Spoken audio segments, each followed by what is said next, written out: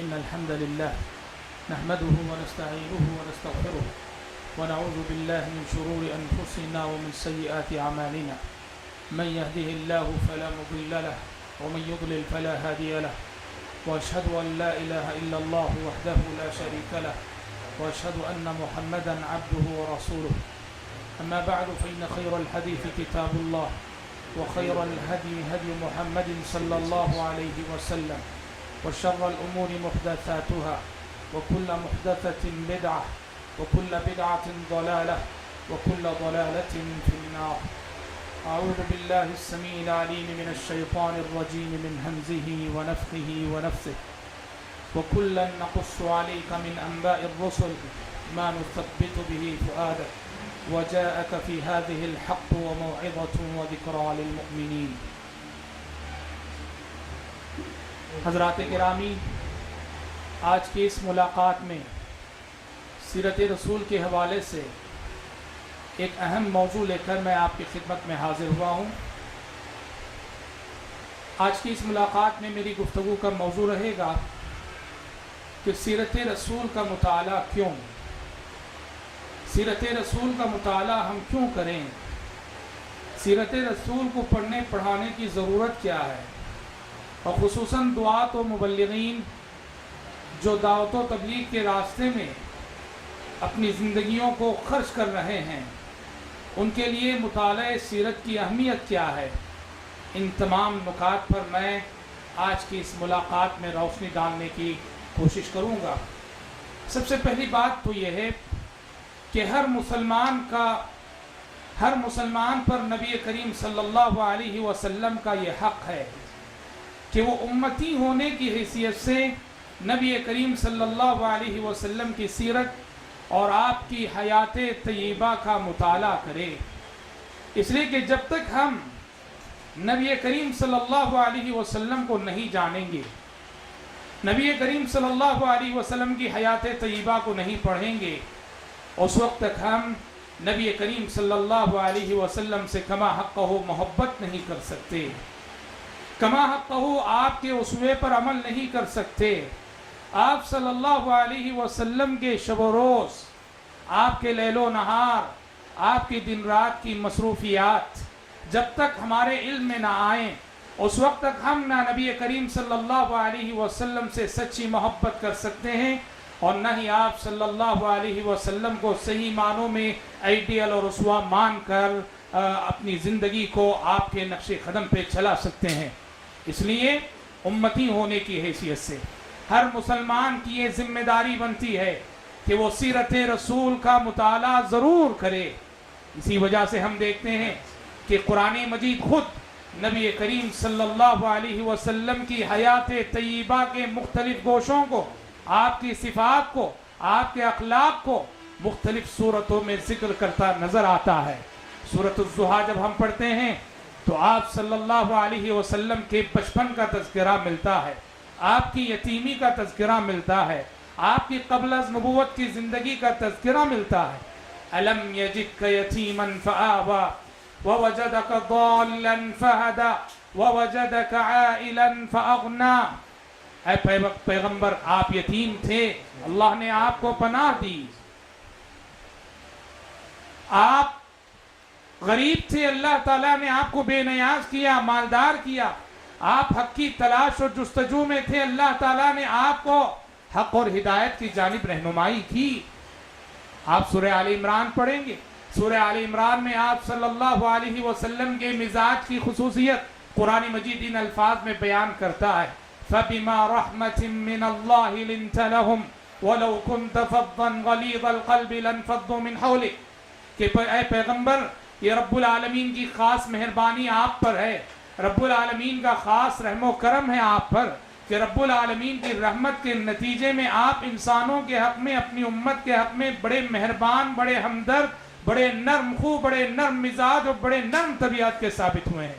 اگر آپ درست مزاج ہوتے، سخت زبان ہوتے تو یہ انسان جو آپ کے اطراف ہمیشہ لگے رہتے ہیں، جمے رہتے ہیں، کبھی کہ آپ کے اطراف سے چھڑ گئے ہوتے. سورہ قلم جب ہم پڑھتے ہیں تو سورہ قلم میں قرآن مجید آپ کے اعلیٰ اخلاق و کردار کی گواہی دیتا نظر آتا ہے. انک لعلی خلق عظیم، اے پیغمبر آپ اخلاق کے اعلیٰ رتبے اور اعلیٰ درجے پر فائز ہیں.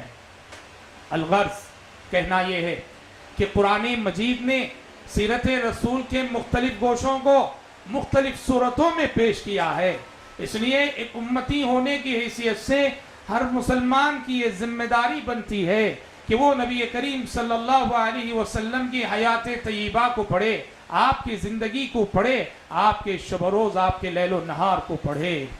اور دوسری بات یہ بھی ہے کہ موجودہ دنیا کا، آج کی دنیا کا ایک اہم مسئلہ یہ بھی ہے کہ آج دنیا نے ایسے لوگوں کو آئیڈیل بنا کر پیش کیا ہے، اور دنیا والے ایسے لوگوں کو آئیڈیل اور رسوا مان کے چل رہے ہیں جن کے پاس اخلاق نہیں، جن کے پاس کردار نہیں، جن کے پاس کیریکٹر نہیں، لیکن دنیا انہی کو اسٹیج دے رہی ہے، دنیا انہی کو اجاگر کر کے پیش کر رہی ہے، دنیا انہی کی شخصیتوں کو نمایاں کر کے پیش کر رہی ہے. یہ فلمی اداکار ہیں، یہ کرکٹ کے کھلاڑی ہیں، یہ فٹ بال کے کھلاڑی ہیں. ہماری نئی نوجوان نسل کے سامنے وہ لڑکے ہوں کہ لڑکیاں، ہماری نئی نوجوان نسل غیر شعوری طور پر انہی فلمی اداکاروں کو آئیڈیل مان کر چل رہی ہے، کرکٹ کے انہی کھلاڑیوں کو آئیڈیل مان کر چل رہی ہے. ہمارے نوجوان آپ دیکھیں ان کے تصورات میں، ان کے خیالات میں یہی اداکار بسے ہوئے ہیں، یہی کھلاڑی بسے ہوئے ہیں. ان کی زبانوں پہ ہمیشہ انہی کھلاڑیوں کے تذکرے، انہی اداکاروں کے تذکرے، اور غیر شعوری طور پر ہماری نئی نوجوان نسلیں انہی اداکاروں کو زندگی میں آئیڈیل مان کر چل رہی ہیں. وہ چاہتی ہیں کہ وہ ویسا ہی لباس پہنے جیسا لباس کے فلمی اداکار پہنتے ہیں. وہ چاہتے ہیں کہ ان کے شب و روز ویسے ہی گزریں جیسے کہ کھلاڑیوں کے گزرتے ہیں. حالانکہ ان کے پاس، ان فلمی اداکاروں کے پاس، ان کھلاڑیوں کے پاس اخلاق نہیں، کردار نہیں، کیریکٹر نہیں. ان کی وجہ سے تو اخلاق بگڑ رہے ہیں، سماج بگڑ رہا ہے، معاشرہ بگڑ رہا ہے، اخلاق زوال پذیر ہیں. ان کے نقش قدم پہ چل کے اولاد والدین کی نافرمان بن رہی ہے. اخلاق کا بحران ہے. اور یہ بات یاد رکھنا، انسان کیریکٹر سے انسان بنتا ہے، انسان کردار سے انسان بنتا ہے، انسان اخلاق سے انسان بنتا ہے. جس انسان کے پاس اخلاق نہ ہو، جس انسان کے پاس کیریکٹر نہ ہو، جس انسان کے پاس کردار نہ ہو، وہ حیوان سے بدتر ہے. قرآن مجید کے الفاظ میں اولئک کالانعام بل هم اضل اولئک هم الغافلون. آج ہماری نوجوان نسل ان لوگوں کے پیچھے چلنے میں فخر محسوس کرتی ہے، حالانکہ ان کے پاس اخلاق نہیں. اس لیے آج سیرت رسول کا مطالعہ اس لیے ضروری ہے کہ یہ اعلیٰ سے اعلیٰ انسانی کردار کی تصویر ہے سیرت رسول، اعلیٰ سے اعلیٰ اخلاق کا نمونہ ہے سیرت رسول، اعلیٰ سے اعلیٰ انسانی کیریکٹر کا نمونہ ہے سیرت رسول. آپ صلی اللہ علیہ وسلم سے بڑا انسان، آپ صلی اللہ علیہ وسلم سے عظیم انسان، آپ سے بڑھ کر سچا کردار رکھنے والا انسان، آپ سے بڑھ کر سچا کیریکٹر رکھنے والا انسان، اور آپ سے عظیم اخلاق رکھنے والا انسان اس نیلے آکاش نے نہ آج تک دیکھا ہے اور نہ ہی قیامت تک دیکھے گا. اس لیے سیرت رسول کا مطالعہ اس لیے بھی ضروری ہے کہ ہم آپ صلی اللہ علیہ وسلم کو زندگی میں ہر قدم آئیڈیل مان کر چلیں، اسوہ مان کر چلیں. اور یہ جو چیلنجز نئی نوجوان نسلوں کو درپیش ہیں، ان چیلنجز کا مقابلہ اس کے بغیر ناممکن ہے. آج ہماری صورتحال یہ ہے، ہم مسلمانوں کی صورتحال یہ ہے کہ نبی کریم صلی اللہ علیہ وسلم کے سلسلے میں معلومات صفر کی حد تک جا چکی ہیں. بہت سارے مسلمان ایسے ہیں کہ نبی کریم صلی اللہ علیہ وسلم کے نام بھی انہیں ٹھیک سے نہیں معلوم. آپ صلی اللہ علیہ وسلم کا مقصد، آپ صلی اللہ علیہ وسلم کا مشن، کس لیے آپ بھیجے گئے تھے، آپ کی حیات طیبہ کے روشن واقعہ. آج ہماری نوجوان نسل کا معاملہ یہ کہ نبی کریم صلی اللہ علیہ وسلم کے سلسلے میں معمولی معمولی باتیں یہ لوگ نہیں جانتے.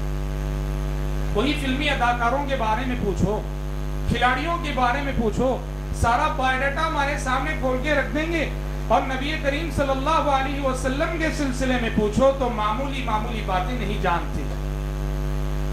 قریب کا واقعہ ہے, ایک مقام پر اسکول میں ٹیچرز کی ضرورت تھی, وہاں خواتین ٹیچر کی ضرورت تھی. انٹرویو دینے کے لیے 40 سے زائد خواتین آئی تھیں. ان میں ایک سوال ان سے یہ کیا گیا کہ نبی کریم صلی اللہ علیہ وسلم کا نام کیا ہے؟ تو آدھی سے زائد تعداد نے یہ لکھا کہ نبی کریم صلی اللہ علیہ وسلم کا نام حضور صلی اللہ علیہ وسلم ہے. کتنے افسوس کی بات ہے کہ نبی کریم صلی اللہ علیہ وسلم کا نام تک جو نسل نہیں جانتی, وہ نسل آپ کو کہاں سے اسوہ مانے گی, وہ نسل کہاں سے آپ کو آئیڈیل مان کر چلے گی. اس لیے آج ازحد ضروری ہے کہ ہم اپنے بچوں کو, اپنی آنے والی نسلوں کو سیرت رسول کا ایک ایک سبق پوری اہمیت کے ساتھ پڑھائیں, تاکہ کردار اور کیریکٹر کو بنانے سنوارنے کا جو چیلنج ہماری نوجوان نسل کو درپیش ہے, اس چیلنج کو وہ ہمت اور حوصلے کے ساتھ فیس کر سکیں اور اس کا مقابلہ کر سکیں. یہ تو رہی بات بالعموم. میری اس گفتگو کا دوسرا رخ یہ ہے کہ دائی کے لیے سیرت رسول کی ضرورت کیا ہے. دائی کے لیے سیرت رسول کا مطالعے کی ضرورت کیا ہے. دائی جو دعوت و تبلیغ کے میدان میں مصروف رہتا ہے, یاد رکھنا وہ سیرت رسول کے بغیر 2-4 قدم بھی کامیابی سے دعوت کے میدان میں بڑھا نہیں سکتا. سیرت رسول دعوت کا سب سے بہترین ایڈیل ہے, دعوت کا سب سے بہترین نمونہ ہے.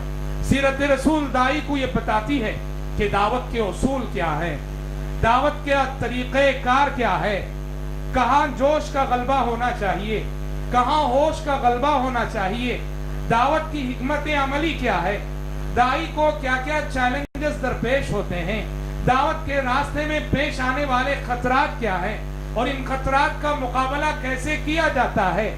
دعوت کا سب سے بہترین ایڈیل, دعوت کا سب سے بہترین اسوہ سیرت رسول ہے.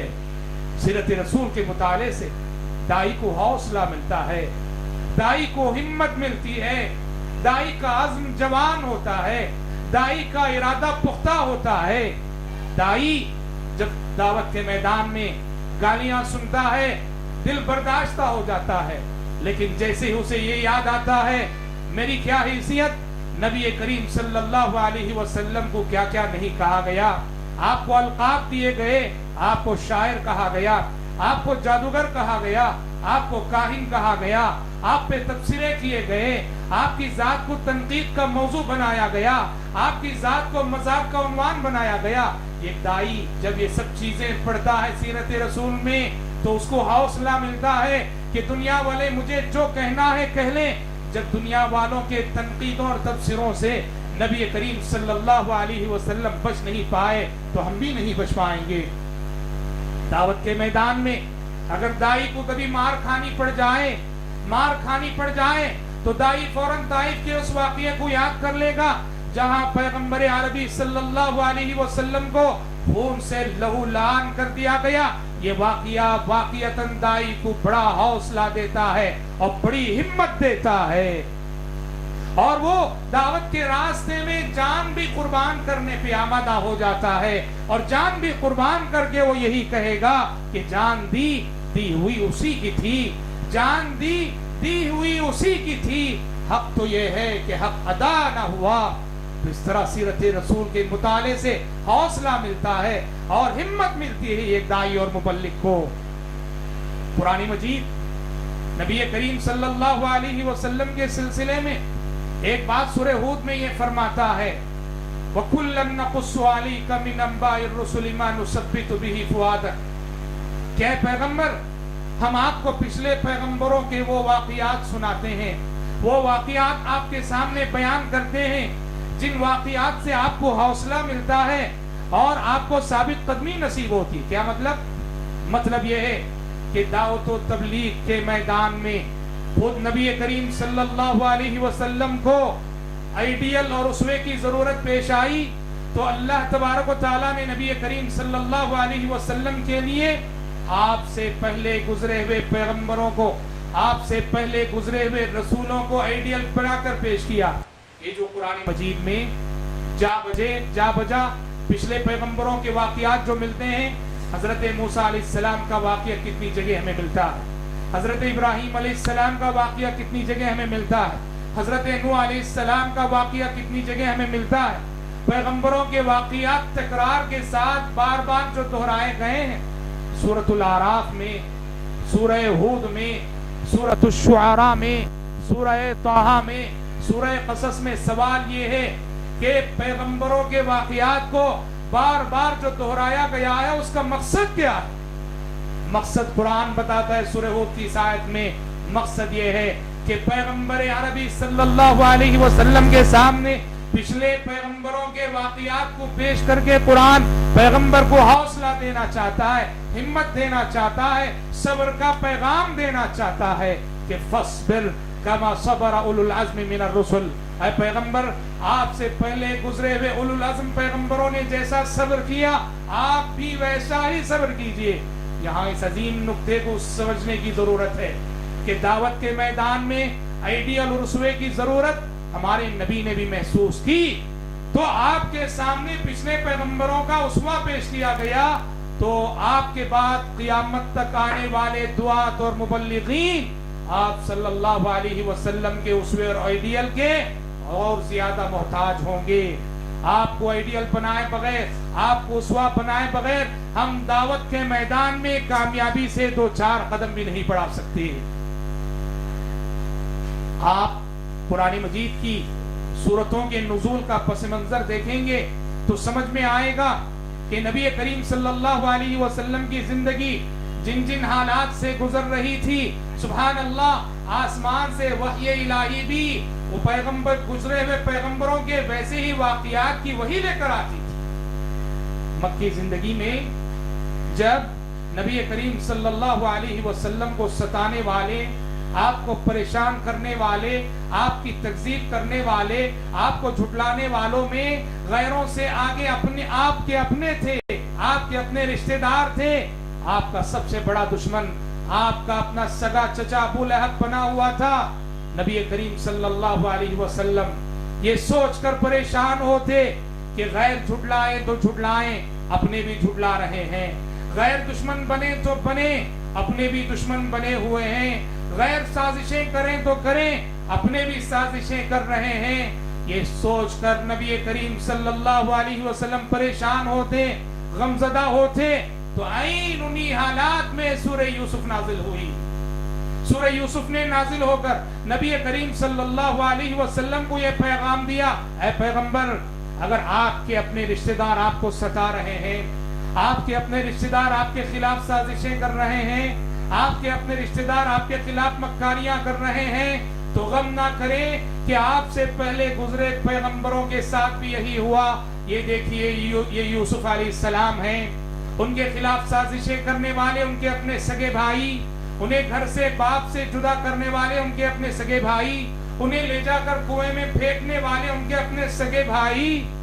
اور ساتھ ہی سورہ یوسف کے اختتام پر آپ صلی اللہ علیہ وسلم کو اشارتاً یہ آپ کا مستقبل بھی بتا دیا گیا کہ اے پیغمبر صبر کریں، آپ کا انجام بھی وہی ہونے والا ہے جو انجام کے یوسف علیہ السلام کا ہوا، کہ یوسف علیہ السلام آگے چل کر مصر کے تخت و تاج کے مالک بنے، اور ان کے بھائی جو سازشیں کرنے والے تھے مجبور و لاچار ہو کر یوسف علیہ السلام کے سامنے کھڑے تھے۔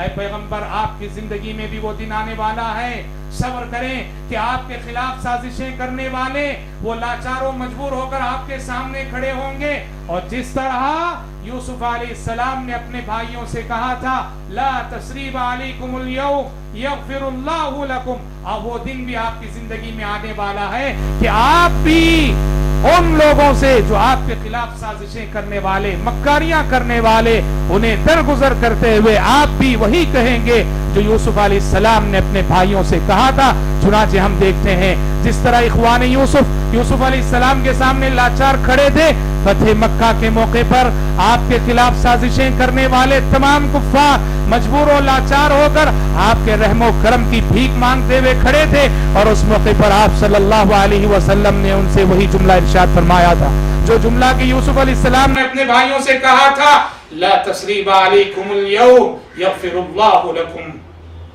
کہنا یہ کہ جن جیسے جیسے حالات آپ صلی اللہ علیہ وسلم پر گزر رہے تھے، پچھلے پیغمبروں کے ایسے ہی واقعات آپ کے سامنے پیش کیے گئے تاکہ آپ کو اس سے حوصلہ ملے، ہمت ملے۔ ہجرت کا زمانہ جیسے جیسے قریب آتا گیا، مکے سے مدینے کی ہجرت کا زمانہ جیسے جیسے قریب آتا گیا، آپ صلی اللہ علیہ وسلم کے پاس آنے والی وحی موسیٰ علیہ السلام کا واقعہ زیادہ سے زیادہ ذکر کرنے لگی۔ کیوں؟ اس لیے کہ موسیٰ علیہ السلام نے بھی ہجرت کی تھی، مصر سے مدین ہجرت کی تھی موسیٰ علیہ السلام نے۔ سورہ قصص جس میں موسیٰ علیہ السلام کی ہجرت کا بڑا تفصیلی واقعہ مذکور ہے، سورہ قصص میں موسیٰ علیہ السلام کی ہجرت کا واقعہ ذکر کرنے کے بعد ہمیں قرآن مجید میں وہ آیت ملتی ہے جو آیت کے نبی کریم صلی اللہ علیہ وسلم کے سفر ہجرت میں نازل ہوئی تھی۔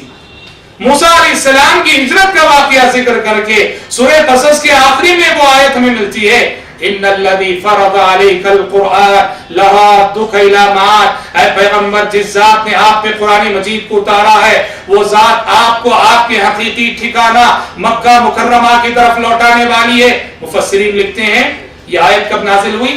جب آپ صلی اللہ علیہ وسلم مجبوری کے عالم میں مکے سے نکل کر مدینہ جا رہے تھے، غمزدہ تھے، مکے سے مخاطب ہو کر آپ نے کہا تھا، اے مکہ، اللہ جانتا ہے کہ تو روئے زمین کا سب سے محبوب خطہ ہے میرے نزدیک، میرے دل میں تیری بڑی محبت ہے، اگر میری قوم نے مجھے نہ نکالا ہوتا تو میں کبھی تجھے چھوڑ کے نہ جاتا۔ بڑے غم زدہ تھے۔ اس وقت سفر ہجرت میں یہ آیت نازل ہوئی، اے پیغمبر غم نہ کرنا، جس ذات نے آپ پہ قرآن مجید کو اتارا ہے اس ذات کا وعدہ ہے کہ اللہ وہ ذات آپ کو آپ کے حقیقی ٹھکانے مکہ مکرمہ کی طرف دوبارہ لوٹانے والی ہے۔ اسی لیے ہم دیکھتے ہیں جب مکہ فتح ہوا، آپ صلی اللہ علیہ وسلم نے عمرہ کرتے ہوئے آپ نے یہ دعا کی تھی، لا الہ الا اللہ وحدہ انجز وعدہ ونصر عبدہ وہزم الاحزاب وحدہ، کہ اللہ کے سوا کوئی معبود نہیں، اس نے اپنے بندے سے کیے ہوئے وعدے کو پورا کیا، اپنے بندے کی مدد کی اور کفار کے لشکروں کو تنہا اس نے شکست دی۔ تو موسیٰ علیہ السلام کے واقعے کی تفصیل سنانے کے بعد اللہ تعالیٰ نبی کریم صلی اللہ علیہ وسلم سے اس بات کا وعدہ کر رہا ہے کہ جس ذات نے آپ پہ قرآن مجید کو اتارا ہے وہ ذات آپ کو دوبارہ مکہ لوٹانے والی ہے، جیسے کہ موسیٰ علیہ السلام کو اللہ تعالیٰ نے مدین سے دوبارہ مصر لوٹایا تھا۔ کہنا یہ ہے کہ دعوت میں آئیڈیل اور اسوے کی ضرورت نبی کریم صلی اللہ علیہ وسلم کو بھی پیش آئی، تو پچھلے پیغمبروں کے واقعات آپ کے سامنے پیش کیے گئے، تو ہمارے اور آپ کے لیے اور جو لوگ بھی دعوت و تبلیغ کے میدان میں مصروف عمل ہیں ان کے لیے بھی بہت ضروری ہو جاتا ہے، بہت ضروری ہو جاتا ہے کہ وہ نبی کریم صلی اللہ علیہ وسلم کی سیرت کو پڑھیں تاکہ وہ دعوت کے میدان میں آپ کو آئیڈیل اور اسوہ مان کر آپ کی سیرت کی روشنی میں ایک ایک قدم آگے بڑھائیں۔ اور ایک ضرورت دائی کے لیے مطالعہ سیرت کی ایک ضرورت یہ بھی ہے کہ ہر دور اور ہر زمانے میں دعات اور مبلغین کے خلاف کافروں کی سازشیں ایک جیسی رہی ہیں، کافروں کی مکاریاں ایک جیسی رہی ہیں، کافروں کے اعتراضات ایک جیسے رہے ہیں، کافروں نے ہر دور اور ہر زمانے میں پیغمبروں سے ایک جیسے سوالات کیے ہیں۔ قرآن مجید اسی لیے پوچھتا ہے اتواصوا بہ، اتواصوا بہ، کہ کیا بات ہے کہ ہر قوم اپنے پیغمبر سے وہی سوالات کرتی ہے جو سوالات کی پچھلی قوم نے اپنے پیغمبر سے کیے ہوتے ہیں۔ کیا ہر جانے والی قوم آنے والی قوم کو وصیت کر کے جاتی ہے کہ کوئی پیغمبر آئے تو یہ سوالات کرنا، یہ باتیں پوچھنا؟ تو لہٰذا اس سے ہمیں یہ سبق ملتا ہے کہ تمام پیغمبروں سے ایک جیسے سوالات، مشترک سوالات قوموں نے کیے، تو آج بھی دعات اور مبلغین کو کے سامنے آنے والے سوالات بھی ویسے ہی ہوں گے جیسے سوالات کے پیغمبروں کے سامنے آئے تھے۔ ہاں، اسلوب نیا ہوگا، تعبیر نہیں ہوگی، الفاظ نئے ہوں گے، لیکن سوالات کا موضوع اور ان کے شبہات ایک جیسے ہوں گے۔ سیرت رسول کے مطالعے کی ایک ضرورت یہ بھی ہے کہ دائی ایک سیرت رسول کو پڑھے گا تو اسے سمجھ میں آئے گا کہ مدعو قوم کیا کیا سوالات کرتی ہے، کیسے کیسے شبہات پیدا کرتی ہے، اور ایک دائی کو ان شبہات کا توڑ کیسے پیش کرنا چاہیے اور ان کے سوالات کے جوابات کیسے دینے چاہیے۔ اور موجودہ دور میں سیرت رسول کے مطالعے کی ایک ضرورت یہ بھی ہے دعات اور مبلغین کے لیے کہ آج کی دنیا روز بروز اسلام کو بڑھتے دیکھ کر اسلام کو بدنام کرنے میں لگی ہوئی ہے، پیغمبر صلی اللہ علیہ وسلم کو بدنام کرنے میں لگی ہوئی ہے، آپ کی سیرت کو مسخ کر کے پیش کیا جا رہا ہے۔ آج کی دنیا پیغمبر رحمت صلی اللہ علیہ وسلم کو دہشت گرد قرار دے رہی ہے، آپ کی تعلیمات کو دہشت گردی کی تعلیمات قرار دے رہی ہے۔ ڈنمارک کے گستاخ نے آپ صلی اللہ علیہ وسلم کے ایسے خاکے بنائے تھے، ایسے کارٹون بنائے تھے جس سے اس نے دنیا کو یہ میسج دینا چاہا کہ دنیا میں آج جہاں بھی دہشت گردی ہو رہی ہے، بم دھماکے ہو رہے ہیں، ان سب کے پیچھے نعوذ باللہ محمد صلی اللہ علیہ وسلم کی تعلیمات ہیں۔ ایک دائی جب تک سیرت رسول کو گہرائی سے نہیں پڑھے گا، سیرت رسول کا مطالعہ گہرائی کے ساتھ نہیں کرے گا، دنیا کو تو اس وقت تک یہ نہیں بتا سکتا کہ لوگوں پیغمبر رحمت تھے، نبی رحمت تھے، آپ کا دین رحمت تھا، آپ کی لائی ہوئی کتاب رحمت تھی، آپ کی ذات رحمت تھی، آپ کی صفات رحمت تھی، آپ کا کردار رحمت تھا، آپ سراپا رحمت تھے، جن کو بھیجتے ہوئے اللہ تعالیٰ نے یہ اعلان کیا تھا کہ وَمَا أَرْسَلْنَاكَ إِلَّا رَحْمَةً لِلْعَالَمِينَ۔ لیکن دنیا صرف ہمارے دعویٰ کرنے سے نہیں مانے گی کہ نبی رحمت تھے، ہمیں باقاعدہ سیرت کے واقعات سے ہمیں عملاً ثابت کرنا پڑے گا کہ نبی رحمت تھے، آپ کا دین رحمت تھا۔ جب تک دعات اور مبلغین سیرت کو گہرائی کے ساتھ نہیں پڑھیں گے وہ اپنے اس دعوے کی دلیل نہیں پیش کر سکیں گے۔ اس لیے سیرت رسول کا مطالعہ ایک دائی اور مبلغ کی بنیادی ضرورت ہے، ایک دائی اور مبلغ کا بنیادی توشہ ہے دعوت کے سفر میں۔ اس توشے کے بغیر، سیرت سے رہنمائی حاصل کیے بغیر کوئی بھی دائی کامیابی کے ساتھ دو چار قدم بھی نہیں بڑھا سکتا۔ تو دائی کے لیے بھی اور عام مسلمان کے لیے بھی سیرت رسول کا مطالعہ ازحد ضروری ہے۔ دعا ہے رب العالمین سے کہ اللہ تعالیٰ کہنے والے کو، سننے والوں کو اور تمام ہی دعات اور مبلغین کو اس بات کی توفیق عطا فرمائے کہ وہ سیرت رسول کا مطالعہ بصیرت سے کریں، گہرائی کے ساتھ کریں، اور نبی کریم صلی اللہ علیہ وسلم کے کردار رحمت کو صحیح معنوں میں دنیا والوں کے سامنے پیش کر کے اسلام کے صحیح ترجمان بن سکیں۔ اللہ کرے آمین۔ وآخر دعوانا ان الحمد للہ رب العالمین۔ السلام علیکم ورحمۃ اللہ وبرکاتہ۔ ان الحمد للہ نحمده ونستعینه ونستغفره ونعوذ بالله من شرور انفسنا ومن سيئات اعمالنا، من يهده الله فلا مضل له ومن يضلل فلا هادي له، واشهد ان لا اله الا الله وحده لا شريك له، واشهد ان محمدا عبده ورسوله۔ اما بعد فان خير الحديث كتاب الله، وخير الهدي هدي محمد صلى الله عليه وسلم، وشر الامور محدثاتها، وكل محدثة بدعة، وكل بدعة ضلالة، وكل ضلالة في النار۔ أعوذ بالله السميع العليم من الشيطان الرجيم من همزه ونفخه ونفسه، وإنك لعلى خلق عظيم۔ حضرات گرامی، آج کی ملاقات میں سیرت رسول کے حوالے سے ایک اہم موضوع لے کر میں آپ کی خدمت میں حاضر ہوں۔ آج جس موضوع پر میں آپ کے سامنے روشنی ڈالنے جا رہا ہوں وہ ہے سیرت رسول ایک معجزہ۔ سچ کہیں تو اللہ تبارک و تعالیٰ نے نبی کریم صلی اللہ علیہ وسلم کو بے شمار معجزات عطا کیے۔ ان معجزات میں عظیم ترین معجزات کی اگر ایک فہرست تیار کی جائے تو ان میں آپ صلی اللہ علیہ وسلم کا کردار، آپ کے اخلاق، آپ کی حیات طیبہ اور آپ کی سیرت خود آپ صلی اللہ علیہ وسلم کا ایک عظیم معجزہ ہے۔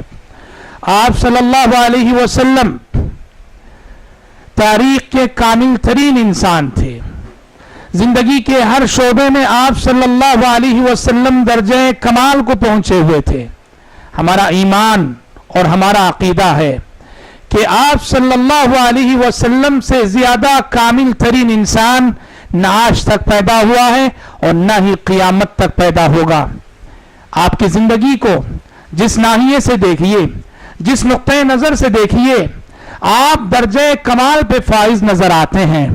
बहीसियत शोहर देखो तो आप मिसाली शोहर हैं, बहीसियत बाप देखो तो आप मिसाली बाप हैं, बहीसियत दोस्त देखो तो आप मिसाली दोस्त हैं, बहीसियत मुअल्लिम देखो तो आप मिसाली मुअल्लिम हैं, बहीसियत मुरब्बी देखो तो आप मिसाली मुरब्बी हैं, बहीसियत तबीब और डॉक्टर के देखो तो आप माहिर तबीब हैं, बहीसियत माहिर नफ्सियात देखो तो आप बड़े माहिर नफ्सियात हैं, बहीसियत कमांडर देखो तो आप एक माहिर फौजी जर्नेल हैं। किस किस नजर से देखें, जिस नुक्ते नजर से आप नबी करीम सल्लल्लाहु अलैहि वसल्लम को पढ़ेंगे, आप देखेंगे कि आप सल्लल्लाहु अलैहि वसल्लम की जिंदगी हर शोबे हयात में दर्जे कमाल को पहुंची हुई है। आपके मुकाबले में तारीख में जितने रहनुमा गुजरे हैं, जितने रहबर गुजरे हैं, अंबिया के इस्तिस्ना के साथ जितने मजहबी रहनुमा, सियासी रहनुमा गुजरे हैं, उनकी जिंदगियों को पढ़ो। आज दुनिया जिनको भी रहनुमा मानती है, रहबर मानती है, उनकी जिंदगियों को पढ़ो। उनकी जिंदगी अगर एक तरफ कामिल नजर आती है तो दूसरी तरफ उनके अंदर नक्स नजर आता है। एक पहलू से उनकी जिंदगी दर्जे कमाल पे फाइज हो तो दूसरे पहलू से उनकी जिंदगी में उसी कदर खला नजर आता है। मिसाल के तौर पर आप ले लो, बुद्धा की शख्सियत को ले लो। बुद्धा को दुनिया की एक बड़ी तादाद में, इंसानों की एक बड़ी तादाद में मजहबी रहनुमा माना। बुद्धा की जिंदगी में, बुद्ध मजहब की तालीमात में आपको सिर्फ और सिर्फ नरमी ही नरमी मिलेगी, नरमी ही नरमी की बात की गई है। बुद्ध मजहब में, बुद्धा की तालीमात में कहीं सख्ती और गर्मी का तस्वुर नहीं मिलेगा, जबकि आइडियल वो है, कामिल उसवा वो है जिसमें नरमी के साथ साथ सख्ती, दुरुस्ती और गर्मी भी मौजूद हो। हिफाजत फूल की मुमकिन नहीं है अगर कांटे में हो खोए हरीरी। अगर गुलाब की हिफाजत करना हो तो कांटे को कांटा बन के रहना पड़ेगा, तभी गुलाब की हिफाजत होगी। इसके मुकाबले में दुनिया ने हिटलर को एक कामयाब फौजी जर्नेल की हैसियत से जाना। हिटलर की जिंदगी फौज में, मैदान जंग में तो हमारे लिए एक आइडियल और उसवा नजर आती है।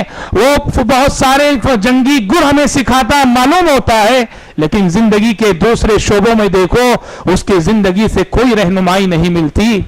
लेकिन मोहम्मद अरबी सल्लल्लाहु अलैहि वसल्लम, आपकी सीरत का यह एजाज था कि आपको आप जिस नजर से देखो आप कामिल नजर आएंगे।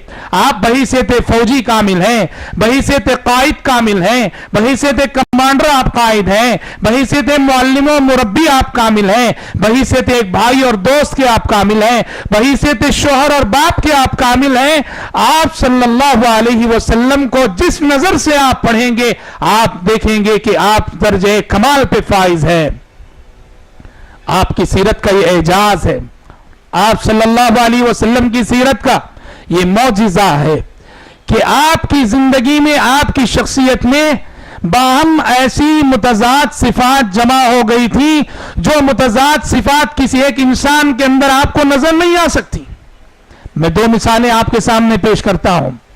आप सल्लल्लाहु अलैहि वसल्लम की शख्सियत में मुतजाद सिफात जो किसी एक इंसान के अंदर आपको नजर नहीं आ सकती। कई पहलू हैं, लेकिन दो नमूने मैं आज आपके सामने पेश करता हूं। आप इतने बहादुर थे, आपकी बहादुरी का यह आलम था, आपकी शजाअत और जवामर्दी का यह आलम था। हजरत अली रजी अल्लाह अन्हु फरमाते हैं, जंगों में जब मुश्किल घड़ी आती थी तो हम आप सल्लल्लाहु अलैहि वसल्लम की आड़ में पनाह लिया करते थे। हुनैन के मौके पर जिस वक्त थोड़ी देर के लिए आपके तमाम ही सहाबा मैदान जंग को छोड़कर भाग खड़े हुए, दुनिया वालों ने देखा कि हजारों की तादाद में दुश्मन की जो फौज है उसके मुकाबले में नबी करीम सल्लल्लाहु अलैहि वसल्लम तने तन्हा मैदान जंग में खड़े हुए। اپنے ہاتھ میں تلوار لیے ہوئے دشمن کو للکار رہے ہیں. یہ کیسی شجاعت ہے, یہ کیسی جواں مردی ہے. جب ساری فوج میدان جنگ چھوڑ کے بھاگ کھڑی ہوئی, ایسے وقت نبی کریم صلی اللہ علیہ وسلم میدان جنگ میں کھڑے ہوئے للکار رہے ہیں اور کہہ رہے ہیں انا النبی لا کذب انا ابن عبد المطلب, میں اللہ کا سچا رسول ہوں, میں عبد المطلب کا بیٹا ہوں, پوتا ہوں. آپ کی شجاعت و جواں مردی کا یہ عالم, رکانہ پہلوان جو کبھی کسی سے پچھاڑا نہیں جاتا تھا کشتی میں, آپ صلی اللہ علیہ وسلم سے مقابلے میں پچھاڑ دیا گیا وہ. اور آپ کو معلوم ہونا چاہیے جو شخصیت ایسی بہادر ہوتی ہے, ایسی بہادر ہوتی ہے, ایسی جواں مرد ہوتی ہے, اس شخصیت کا بدن کتنا مضبوط ہوتا ہے, اس شخصیت کے دست و بازو کیسے فولادی ہوتے ہیں. لیکن آپ دیکھو انس بن مالک رضی اللہ عنہ فرماتے ہیں نبی کریم صلی اللہ علیہ وسلم جس طرح مزاج کے نرم تھے, آپ کا بدن کتنا نرم تھا. مسلم شریف کی روایت ہے, انس بن مالک رضی اللہ عنہ فرماتے ہیں واللہ ما مسست خزا ولا حریرا الین من کف رسول اللہ صلی اللہ علیہ وسلم, اللہ کی قسم میں نے دنیا میں کبھی کوئی ریشم کو بھی اتنا نرم نہیں پایا جتنا نرم کے نبی کریم صلی اللہ علیہ وسلم کا دست مبارک تھا. یہ غور کرنے کی بات ہے, جو اتنا بہادر ہو کہ تنے تنہا میدان جنگ میں کھڑے ہو کے دشمن کو للکار رہا ہو, جو شخص اتنا بہادر رہے گا کبھی اس کا ہاتھ اتنا نرم نہیں رہ سکتا, اس کا بدن اتنا نرم نہیں رہ سکتا. لیکن یہاں حال یہ ہے کہ آپ صلی اللہ علیہ وسلم کا ہاتھ اتنا نرم و نازک تھا کہ ریشم بھی اتنا نرم نہ تھا. اور سبحان اللہ, جو اتنا نرم ہو, جس کا ہاتھ اتنا نرم ہو, ریشم جیسا نرم ہو, اس ہاتھ سے کبھی تلوار نہیں اٹھتی. لیکن سبحان اللہ, نبی کریم صلی اللہ علیہ وسلم کے ریشم جیسے نرم ہاتھ سے وہ تلوار اٹھی جو تلوار کے سبحان اللہ تنے تنہا میدان جنگ میں کھڑے ہو, میدان جنگ میں دشمن کو للکار رہی تھی. یہ دو صفات متضاد صفات ہیں, کسی بھی ایک انسان کے اندر آپ نہیں دکھا سکتے. ایسی ایک اور مثال, اللہ تعالیٰ نے آپ کی شخصیت کو ایک روب عطا کیا تھا, آپ کی شخصیت کا ایک روب تھا. آپ صلی اللہ علیہ وسلم خود فرماتے ہیں کہ اللہ تعالیٰ نے مجھے جو خصائص عطا کی ہے, جو خصوصیتیں عطا کی, ان میں سے ایک خصوصیت یہ کہ نصرت بالرعب, اللہ تعالیٰ نے روب اور خوف کے ذریعے سے میری مدد کی کہ میں جہاں رہتا ہوں تو میرے رہنے سے ایک لمبی مسافت تک دشمن کے دلوں پر روب طاری رہے گا. اللہ تعالیٰ نے دشمن کے دلوں پر نبی کریم صلی اللہ علیہ وسلم کا روب ڈال دیا تھا. ایسا روب سبحان اللہ. مینا میں آپ صلی اللہ علیہ وسلم نے فجر کی نماز پڑھائی, سلام پھیرا, دیکھا کہ دو شخص بیٹھے ہوئے ہیں, نماز نہیں پڑھے معلوم ہو رہے تھے. آپ صلی اللہ علیہ وسلم نے حکم دیا کہ انہیں لے کر آؤ. صحابہ لے کر آئے. راوی حدیث کہتے ہیں وہ دونوں نبی کریم صلی اللہ علیہ وسلم کی خدمت میں پہنچے. ترعد فرائصہما, ان کے بدن پہ کپ کپی تاری تھی. آپ صلی اللہ علیہ وسلم نے ان سے پوچھا تم نے نماز نہیں پڑھی؟ انہوں نے کہا کہ اللہ کے نبی ہم نے اپنے خیمے میں پڑھ لی تھی اس لیے آپ کے ساتھ نہیں پڑھے تھے. آپ نے کہا کہ جب بھی نماز پڑھ چکو اور جماعت مل جائے تو جماعت میں بھی شامل ہو جانا اور تمہارے لیے نفل ہو جائے گی. اور ایسے ہی ایک اور واقعہ میں آپ کو یہ بتانا چاہتا ہوں کتنی باروب تھی آپ صلی اللہ علیہ وسلم کی شخصیت. مسلم شریف کی روایت ہے, ظہر کی نماز تھی, عصر کی نماز تھی, 2 رکعت بعد آپ صلی اللہ علیہ وسلم نے سلام پھیر دیا. سلام پھیر کر مسجد کے باہر گئے, صحن میں کھڑے ہو گئے. سارے صحابہ ساری جماعت پریشان ہے کہ ماجرا کیا ہے کہ آپ صلی اللہ علیہ وسلم نے آج 4 رکعت والی نماز 2 رکعت پڑھائی, پریشان ہے. لیکن راوی حدیث کہتے ہیں وَفِي الْقَوْمِ أَبُو بَكْرُ وَعُمَرْ فَحَابَ أَن يُكَلِّمَا, سینکڑوں کی تعداد میں صحابہ مسجد میں ہیں مگر اس وقت کسی کو ہمت نہ ہو سکی کہ وہ جا کر نبی کریم صلی اللہ علیہ وسلم سے بات کر سکے. حالانکہ ابو بکر بھی موجود تھے, عمر بھی موجود تھے, ان پر نبی کریم صلی اللہ علیہ وسلم کی ایک ایسی ہیبت طاری تھی وہ ہمت نہ کر سکے آپ صلی اللہ علیہ وسلم سے جا کر گفتگو کرنے کی. تب صحابہ نے کہا یہ وقت تو ذوالیدین ہی کے بات کرنے کا ہے. ایک صحابی جنہیں پیار سے نبی کریم صلی اللہ علیہ وسلم ذوالیدین کہتے تھے, 2 ہاتھ والے کہتے تھے, صحابہ نے کہا یہ وقت تو ذوالیدین کے بات کرنے کا ہے.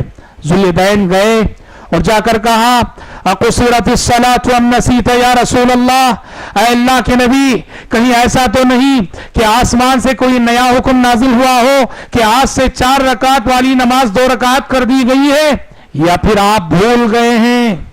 دیکھو بڑوں کے ساتھ بات کرنے کا ادب، صحابی نے جا کے فوراً یہ نہیں کہا اے اللہ کے نبی آپ بھول گئے ہیں، پہلے ایک ایسا احتمال پیش کیا جس میں نبی کریم صلی اللہ علیہ وسلم سے غلطی نہ ہونے کا امکان ہو، کہا کہیں ایسا تو نہیں کہ آسمان سے کوئی نیا حکم آیا ہے؟ نبی کریم صلی اللہ علیہ وسلم نے کہا کہ نہیں، نہ تو میں بھولا ہوں نہ تو آسمان سے کوئی نیا حکم نازل ہوا ہے۔ ذوالیدین رضی اللہ عنہ نے کہا نہیں اللہ کے نبی 2 باتوں میں سے کوئی ایک بات ضرور ہوئی ہے۔ نبی کریم صلی اللہ علیہ وسلم مسجد کے اندر آئے، تمام صحابہ نے شہادت دی کہ 2 ہی رکعت نماز ہوئی ہے، تو آگے بڑھے اللہ اکبر کہہ کر مزید 2 رکعت پڑھی اور سجدہ سہو کیا۔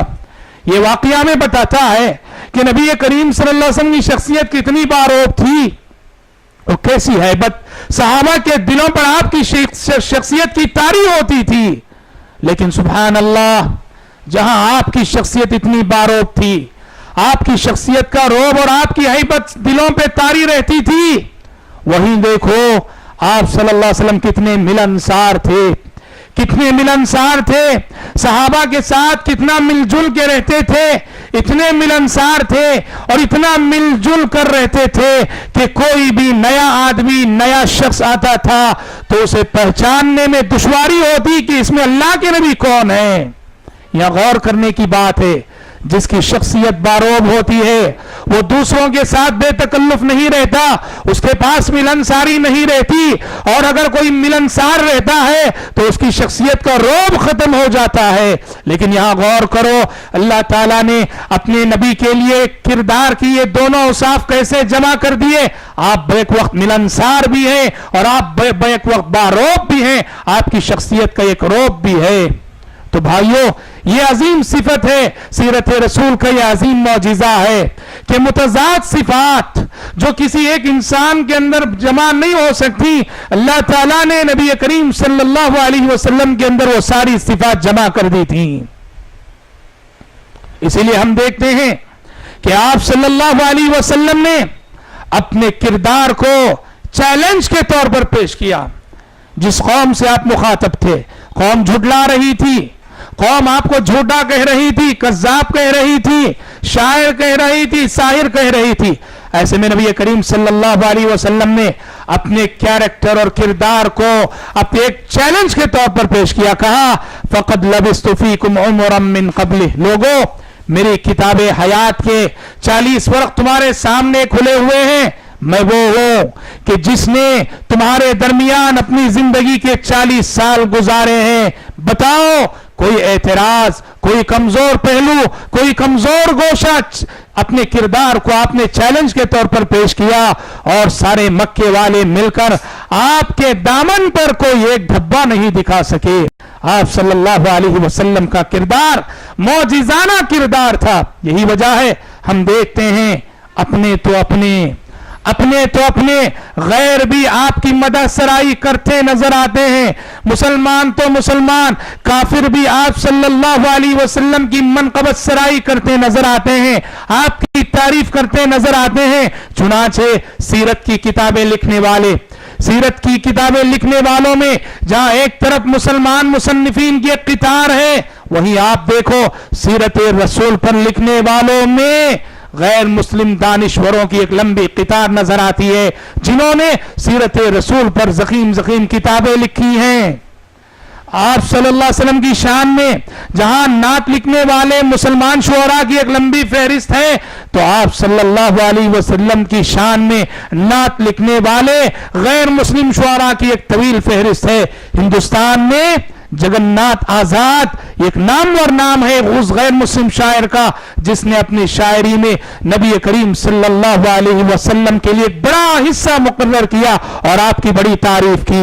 اللہ اکبر! یہ کردار کا معجزہ نہیں تو کیا ہے، یہ کیریکٹر کا معجزہ نہیں تو کیا ہے کہ نبی کریم صلی اللہ علیہ وسلم نے اپنے کردار سے مسلمان تو مسلمان، غیر مسلموں کے دل بھی آپ نے فتح کر لیے۔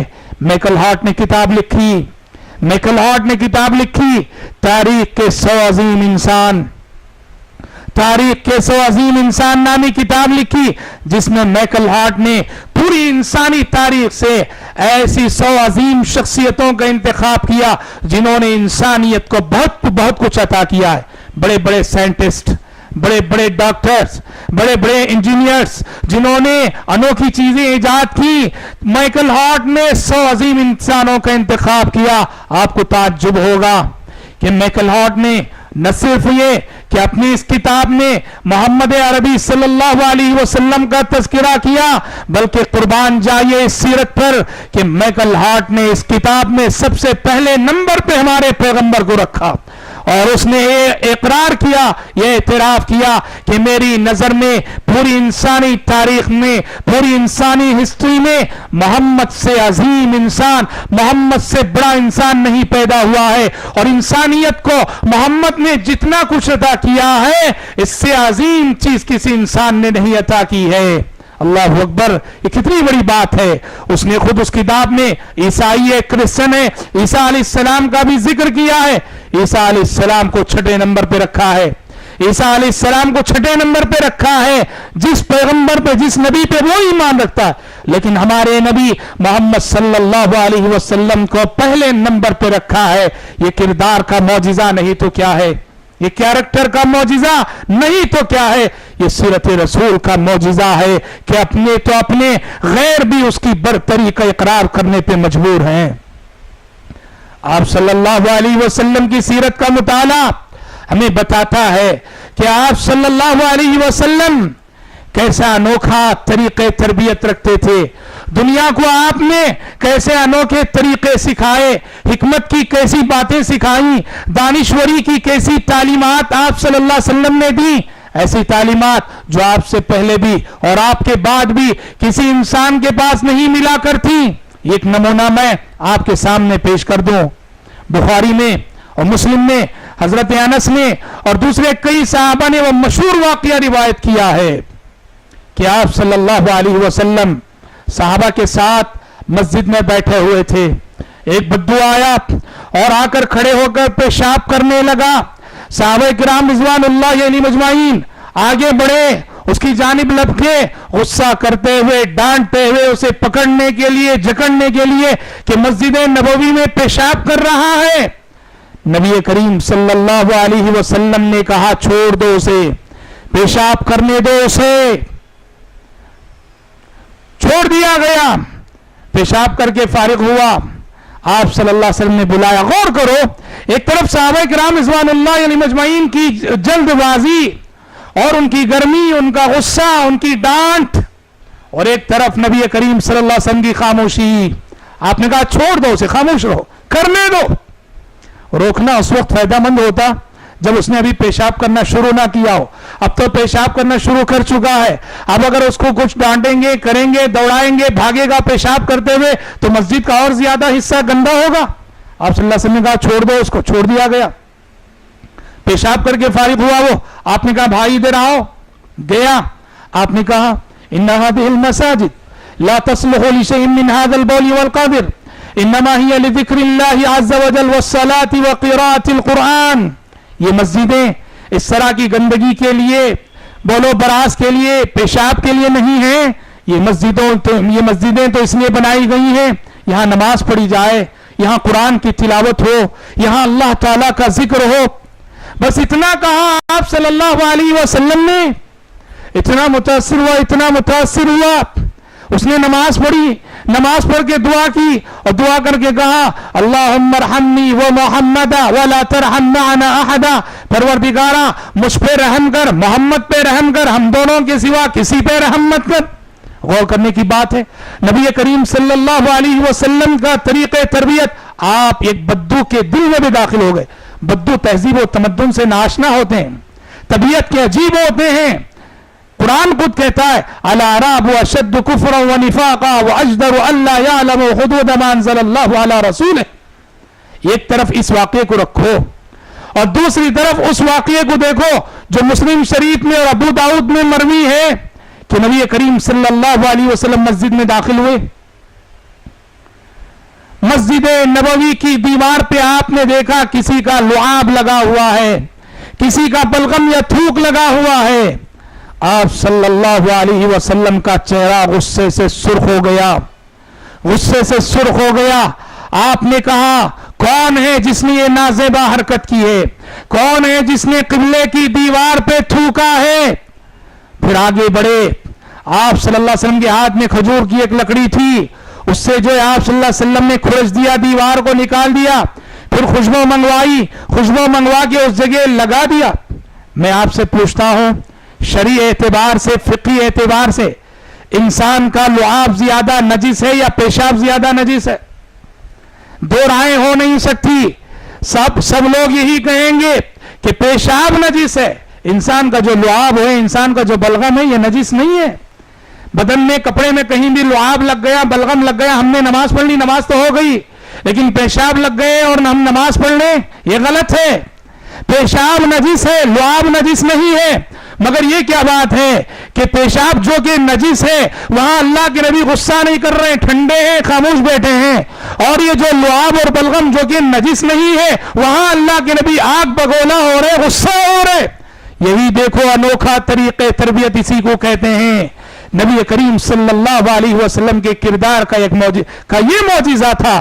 جہاں جو موقف اپنانا چاہیے وہاں وہ کام کرتے تھے آپ.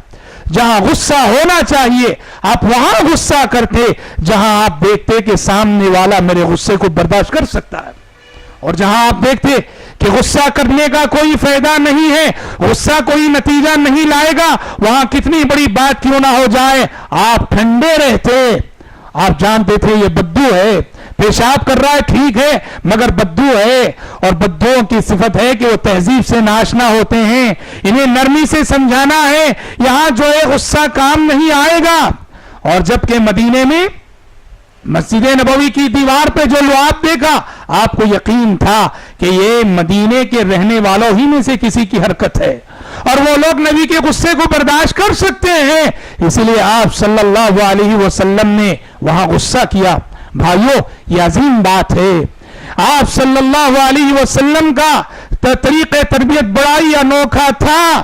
آپ صلی اللہ علیہ وسلم نے دنیا والوں کے سامنے بڑا ہی انوکھا طریقہ تربیت پیش کیا. سیرت رسول معجزہ ہے, واقعتاً معجزہ ہے. سیرت رسول کے ایک ایک واقعے میں وہ انقلابی تاثیر ہے کہ سیرت رسول کا ایک ایک واقعہ زندگیوں کو بدل کے رکھ دیتا ہے.